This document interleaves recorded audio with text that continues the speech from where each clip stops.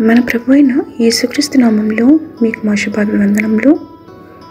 ఈరోజు దేవుని వాగ్దానము, వారిక నెన్నటికి కృషింపక నీళ్లు పారు తోట వెళ్ళినందురు, వారి దుఃఖమునకు ప్రతిగా సంతోషమిచ్చి వారిని ఆదరించెదను. విచారము కొట్టివేసి నేను వారికి ఆనందము కలుగజెత్తును. ఇర్మియా 31వ అధ్యాయము 12-13 వచనాలు. Their life will be like a watered garden, and they will never languish again.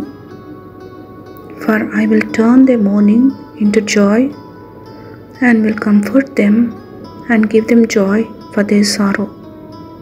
Jeremiah chapter 31 verses 12 and 13. ప్రార్థన. ప్రేమగల ప్రభువా, మాకిచ్చిన ఈ నూతన దినములకై వందనాలు. వాగ్దానంలో నెరవేర్చువాడవు, నిబంధనను స్థిరపరచువాడవు, మాట తప్పని మార్పు లేని దేవుడు అని మీకు మా కృతజ్ఞతలు. మీ మాటకు విధేయత చూపి మీ దీవెనలకు పాత్రలను చేయమని యేసు నామములో వేడుచున్నాము తండ్రి. ఆమెన్.